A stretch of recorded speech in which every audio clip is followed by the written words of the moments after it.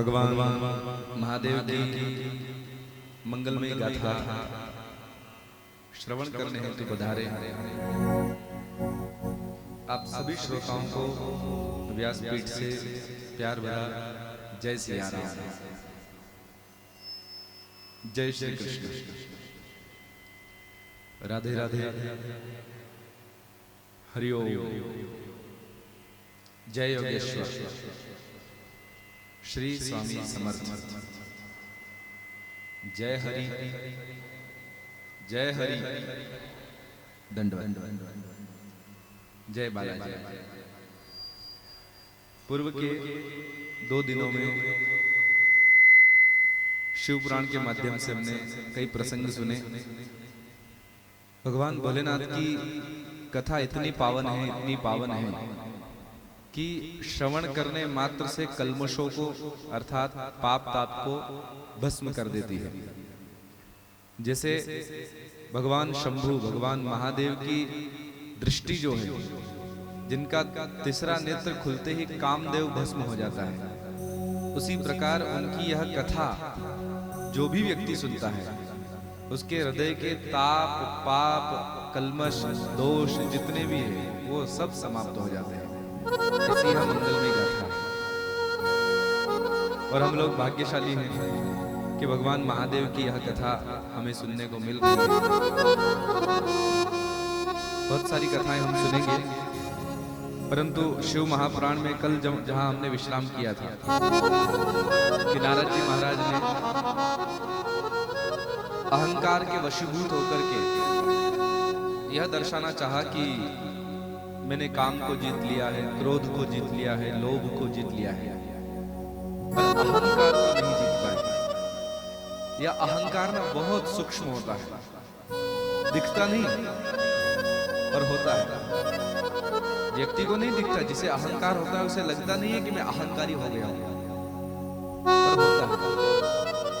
और बाकी समय हो या ना हो, लेकिन जिस समय व्यक्ति को पद मिल जाए, प्रतिष्ठा मिल जाए, पैसा मिल जाए और अहंकार न आए, ऐसा तो हो ही नहीं सकता। पद प्रतिष्ठा पैसा मिला कि उनके साथ एक चीज फ्री में आती है और वो है अहंकार। उसे अभिमान कह लो, अहंकार कह लो, गर्व कह लो, घमंड कह लो। देखो, स्वाभिमान होना चाहिए पर अभिमान नहीं। मैं श्रेष्ठ हूं, अच्छा है कहना चाहिए। अपने आत्मबल की वृद्धि के लिए कह सकते हो कि मैं श्रेष्ठ हूं, पर मैं ही श्रेष्ठ हूं यह गलत है। मैं श्रेष्ठ हूं यह ठीक है, पर मैं ही श्रेष्ठ हूं यह गलत है। थोड़ा सा अंतर है समझने के लिए। परंतु भाई देखो,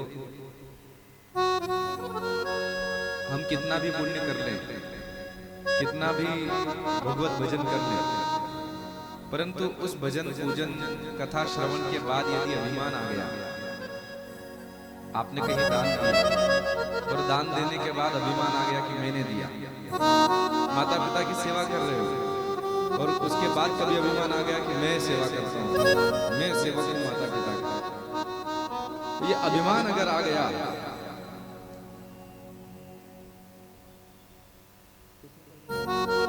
ये अभिमान अगर आ गया तो समझो हमने सेवा करी नहीं करी बराबर, दान दिया नहीं दिया बराबर।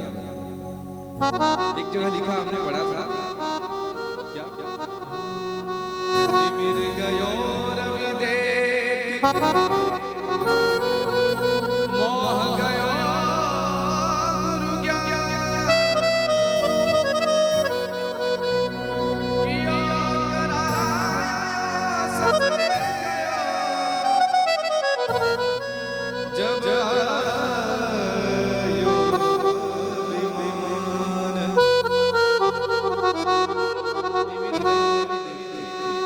सूर्य को देखकर अंधकार चला जाता है। मोह गयो गुरु ज्ञान, गुरु प्राप्त हुए कि मोह खत्म। उसी प्रकार कियो करायो सब गयो, जब आयो अभिमान। यह नहीं आना चाहिए। नारद जी को, अच्छा नारद जी को अभिमान आया, यहाँ भी ठीक है, परंतु उन्हें भगवान की माया ने जकड़ लिया, बंदर का उनका मुंह बना दिया गया। विष्णु मोहिनी ने माला भगवान नारायण को पहना दी, नारद जी देखते रह गए। ये सारा कारण, ये सारी जो क्रिया हुई, इसके पीछे क्या कारण था? तो वहां लिखा है कि महद आज्ञा का उल्लंघन नारद जी ने किया था। कभी भी महद पुरुष की आज्ञा का उल्लंघन नहीं होना चाहिए। और सरल करके कहूं तो ये है कि कभी भी बड़ों की आज्ञा का अनादर नहीं करना चाहिए। हमसे बड़े अगर कुछ कह दे, चाहे वो हमारे बड़े भाई हो,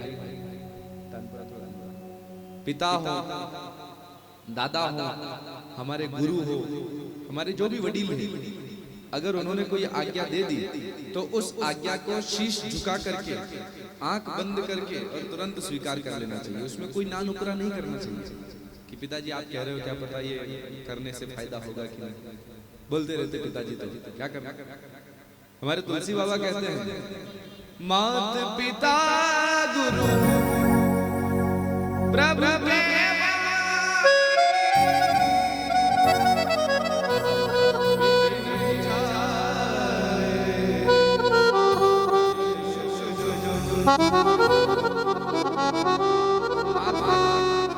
मात पिता गुरु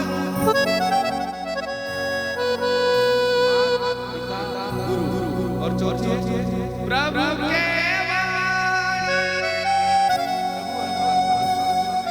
हमारे काशी महाराज ने कहा वो वाणी। ये जो वाणी कही गई है माता पिता के द्वारा, गुरु के द्वारा, शास्त्रों के द्वारा, बिना ही विचार करिए शुभ जाए, आंख बंद करके उसको स्वीकार कर लेना चाहिए।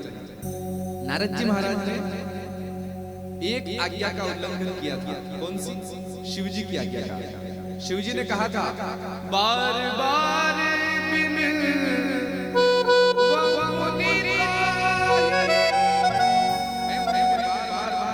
प्रार्थना कर रहा हूं कि जिमी यह चरित्र सुनायो, जैसी कथा मुझे सुनाई है, तिमी जनी हरि ही सुनायो कबो कबो कबो चले प्रसंग दुरायो तब। ये कथा कभी भी हरि के सामने मत सुनाना। पर नारद जी ने शिव जी की आज्ञा नहीं मानी और नारायण को सुना दिया। तो महत पुरुष की आज्ञा का उल्लंघन हुआ, बड़ों की आज्ञा का उल्लंघन हुआ, इसलिए नारद जी महाराज को ये सब देखना पड़ा। हर हर हर हर इसलिए अपने से बड़े की आज्ञा हमेशा सम्मान करो।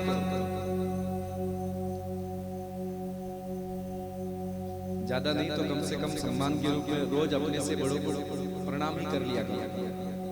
अपने पिताजी हो उनके पैर छू लिया करो, माँ हो उनके पैर छू लिया करो। बहू अगर है तो उसके माँ बाप के उसके लिए सास के पैर पड़ते हो कि नहीं?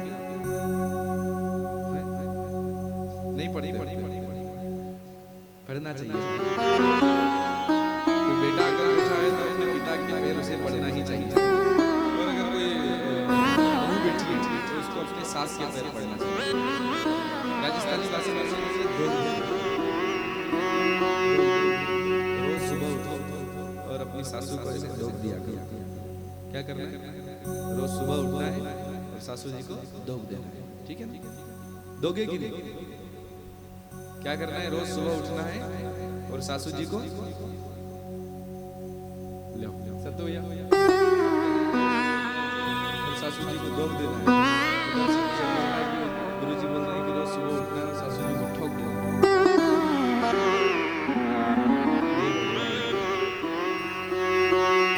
ठोकना नहीं, धोग अर्थात प्रणाम करना है।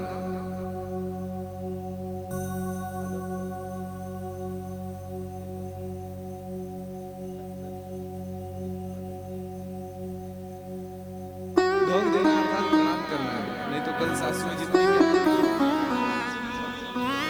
आज तो कमर तोड़ दी नहीं भाई। शिव महापुराण में एक बड़ी प्यारी कथा आई। जो माताएं सोमवार का व्रत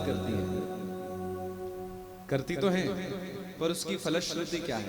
सोमवार व्रत करने का सबसे बड़ा फायदा क्या है? कुमारी कन्याएं भी करती है और विवाहित भी करती है। तो इस सोमवार व्रत करने का फल क्या है? इसके पीछे बहुत प्यारी कथा शिव पुराण आई है, सुनिए। प्राचीन काल में एक आर्यावर्त देश में चित्रवर्मा नाम का एक राजा था। राजा बहुत दयालु, धर्मज्ञ और प्रजावत्सल था। प्रजा का पालन ऐसा करता था जैसे अपनी संतान का पालन करते हैं। बहुत अच्छा राजा था। और उसी राजा की एक कन्या थी जिसका नाम था सीमंतिनी। ध्यान से सुनिए, राजा का नाम चित्रवर्मा और उसकी बेटी थी जिस बेटी का नाम था सीमंतिनी। छोटी सी कन्या थी। उस समय एक बार एक ज्योतिषी आया और उन ज्योतिषी ने जैसे उसका नजर में आना हुआ तो राजा चित्रवर्मा ने कहा महाराज आइए। घर ले गए, बिठाया, आसन आदि दिया, दक्षिणा आदि दी, बिठाया, जलपान करवाया, बेटी को बुलाया और सीमंतिनी को बिठाकर कहा महाराज इसकी कुंडली बनाकर बताइए कि मेरी बेटी को कैसा घर मिलेगा, कैसा वर मिलेगा, कैसा इसका जीवन होगा। तो ज्योतिषी बहुत विद्वान था, प्रकांड विद्वान।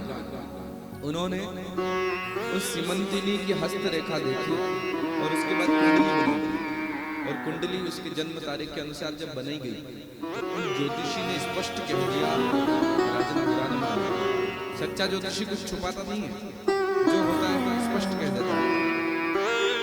उन ज्योतिषी ने स्पष्ट कह दिया महाराज बुरा मत मानना, लेकिन आपकी बेटी युवावस्था में विधवा हो जाएगी, ऐसा इसकी कुंडली में लिखा है। वैधव्य योग यहाँ स्थित हो रहा है क्योंकि वैधव्य योग के कारण युवावस्था में विधवा हो जाएगी। देखो ज्योतिष बहुत अच्छा एक शास्त्र है, परंतु उसका सही अध्ययन कोई करे तो यह शास्त्र आपके एक एक बात खोलकर रख सकता है। और यूं तो खड़िया पलटन बहुत सारे देखा होगा, मेले में जाते हैं लोग और मेले में तोते से अपना भविष्य पढ़वाते हैं। वो तोता बोलता है कि आज का दिन तुम्हारा है। अच्छा एक बार तो मंगल भाई मैंने देखा एक मेले में वो मशीन के ऊपर खड़े होते हैं और उसमें सिक्का डालते हैं, तो वहाँ चश्मा पहनकर व्यक्ति आता है और वो बोलता है कि आपका आज का दिन ऐसा होगा, आज के दिन इस व्यक्ति से मुलाकात होगी। मशीन से लोग भविष्य पढ़वाते हैं। मैं कहता हूँ बड़े मूर्ख व्यक्ति हैं। मशीन क्या आपका भविष्य बताएगी? हर किसी रास्ते चलते से भी नहीं दिखवाना। मेले में जाओ, मेले में तोते से दिखवा लिया, मशीन से दिखवा लिया। अच्छा एक तरह से देखा जाए तो ज्योतिष रास्ते चलते लोगों के लिए बहुत सस्ती चीज है। आप बोलो तो आप जितने भी लोग बैठे हो आपका भविष्य अभी 2 मिनट में मैं बता दूंगा। बताऊं आपके जीवन की बात। तो ज्योतिष सीखना बहुत आसान है। कोई भी आपके पास आए ना तो उसको ऐसे हाथ देखो, बहुत गहराई से देखो, बहुत जानकार हो और उसके बाद उसमें देखकर कहो कि आप सबका भला करते हो पर आपका भला कोई नहीं करता। आपके जीवन की बात बोल रहा हूँ, गलत है क्या? बोलो। दूसरी बात आपका हाथ देखकर बता रहा हूँ, आपके पास पैसा आता तो बहुत है पर टिकता नहीं है। सबके जीवन की बात होगी। आप है ना बचपन में गिरे बहुत हो तो आप कहोगे हाँ, ये सारी बातें ऐसी है जो कॉमन बातें हैं, हर व्यक्ति के जीवन में घटित होती है।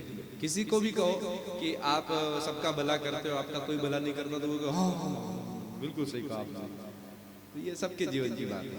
किसी को कहो कि आप है ना धन आता तो बहुत है पर वो क्या पता इस रास्ते से निकल जाता है, टिकता नहीं है, तो आपको हाँ महाराज कमाई तो इतनी है कि 40,000 50,000 महीने के यूं ही आ जाते हैं, पर अगर देखा जाए तो कुछ नहीं बचता। आते ही पता समझ जाओ न जाने कहाँ चले जाते पैसे। फिर कहो कि आप बचपन में गिरे बहुत, और बचपन में कौन नहीं गिरता, हर बच्चा गिरता है। तो ये कुछ कॉमन बातें हैं जो हर व्यक्ति के जीवन में घटित होती है। ऐसी कॉमन बातें अगर कोई ज्योतिषी बताए तो मानना कि यह ज्योतिषी नहीं है, ये एक चेहरा देखकर बता रहा है। पर सच में कोई ज्योतिषी होगा तो भूतकाल भी बताएगा, वर्तमान भी और भविष्य भी। आज जब उन ज्योतिषी ने देखा तो उन्होंने कहा कि आपकी बेटी सीमंतिनी युवावस्था में विधवा हो जाएगी, वैधव्य योग है, और ऐसा कहकर के ज्योतिषी चले गए। अब जो सीमंतिनी थी चित्रवर्मा राजा की बेटी, उसने उसके जो कुल गुरु थे याज्ञवल्क्य जी महाराज, उस समय की बात है। तो याज्ञवल्क्य जी की जो पत्नी है मैत्रेयी, मैत्रेय ऋषि की बहन मैत्रेयी, तो मैत्रेयी जी से जाकर पूछा कि गुरु माँ, एक ज्योतिषी आए थे, हाथ देखकर बताया कि मैं युवावस्था में विधवा हो जाऊंगी, क्या माँ ये सच है? तो मैत्रेयी ने कहा, गुरु माँ ने, बेटा अगर ज्योतिषी ने कहा है तो हो सकता है सच में विधवा हो जाओ, तो माँ कोई उपाय नहीं है? मैत्रेयी ने कहा गुरु माँ ने कि एक ही उपाय है, भगवान महादेव की उपासना। भगवान महादेव अगर चाहे तो तुम्हारे उस वैधव्य योग को नष्ट कर सकते हैं, और यदि अगर योग आएगा भी तो कुछ न कुछ महादेव उसमें कृपा करेंगे ही सही, क्योंकि शास्त्रों में एक बात आई है, मेटत कठिन बाल के मेटत कठिन